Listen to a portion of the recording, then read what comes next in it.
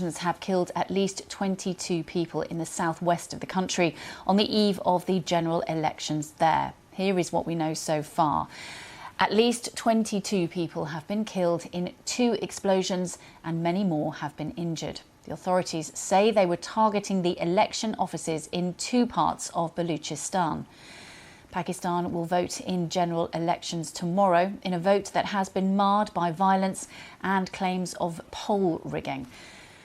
We're getting pictures in all the time. We believe these pictures are from the blast in the Pishin district outside the election office of an independent local candidate.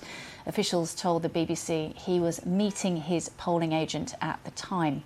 Images from the scene show cars and motorbikes blown apart by the force of the explosion. The second explosion went off outside the office of a political party in the Qilla Saifulah district, killing at least 8 people. The AFP news agency quotes a senior police official saying it happened in the main bazaar. The explosions both happened within an hour of each other, around 150 kilometres apart in the Balochistan province in the southwest of Pakistan. Pakistanis vote in general elections on Thursday, which the former Prime Minister Imran Khan has been prevented from contesting. Well, let's go live now to Islamabad and speak to the BBC's Saher Baloch. Thank you so much for talking to us. Can you just bring us right up to date with the latest, please, Saher? Well, right now what we know is that after these 2 blasts, there is a lot of uncertainty in the province. So I was recently there as well, especially in Turbat city of Balochistan, and it seemed as if there are 2 different kind of elections happening, because on one end in Balochistan there were grenade attacks and small-scale attacks were happening since January this year, and in other parts of the country, you know, electioneering is like happening the way it usually does, with a lot of fanfare and a lot of people turning up as well. But in Balochistan it seems like the entire atmosphere was different. And it was not unexpected also, these attacks, because when I was there, people were telling me that it is not their election and they are not going to vote at all at the same time. So there's a lot of uncertainty at the moment. And just take us through the explosions themselves as well. We gave some details, but is there any more that you can tell us?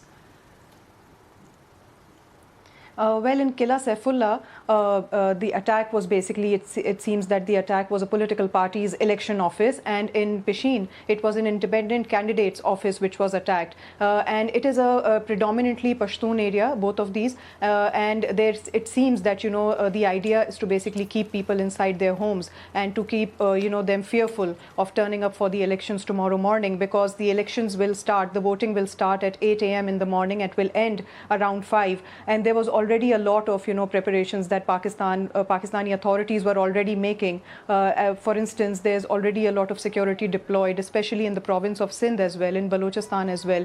Of course, after these incidents as well, there will be army that may be deployed as well. So right now, there's no indication of that, but eventually it may seem, it seems as if, you know, they will be deployed as well. So yes, there's a lot of fear and uncertainty, but people, it seems, you know, they are already not in the mood to vote this time around.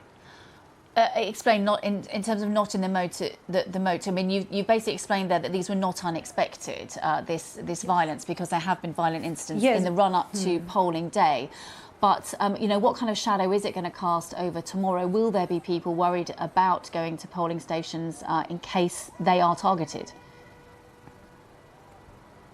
You know, because, for instance, Balochistan is very different politically and geographically from the rest of the country. Everything that happens in the rest of Pakistan doesn't happen in Balochistan. For instance, these incidents had already been happening. These attacks on election offices, on political parties' gatherings, and their campaigning congregations were already happening since January this year. And when I was there recently, I was speaking with a lot of people, asking them whether they would want to vote or not. So they were like, there is no political interest in Balochistan as such, because political parties think that that Balochistan does not get them a lot of seats in the parliament. So as a result, they also think that those people who will be eventually contesting the elections will not be the ones that they have selected. It will be the ones that the military establishment or the establishment itself or the state itself has selected for them. So there's a lot of disappointment anyway in the province. Whereas the rest of the country, they are like gearing up for it. For instance, the main cities of Pakistan, but in Balochistan, the mood is already very depressing. So just finally, Saher, would you say that the violence has been largely isolated to this particular province, or are there fears about more attacks nationwide? Yes, actually, specifically, Balochistan was targeted since January this year. And there were, for instance, just recently, there were 4 blasts, different grenade attacks in different cities of Balochistan in one day, within 1 hour. And it was really concerning for a lot of people. So it seemed as if, these are very targeted and very concerted efforts which are being made to keep people inside. And of course, there's also a difference of how many militant organizations operate within Balochistan. So there are insurgents and there are religiously motivated militants as well. So you have all kinds of people who are trying to sort of ensure that people do not go out and vote in these elections at all. So yes, when you say that it is specifically targeted, it is so. Okay, Saher, thank you for the moment. Obviously, this is a developing situation. So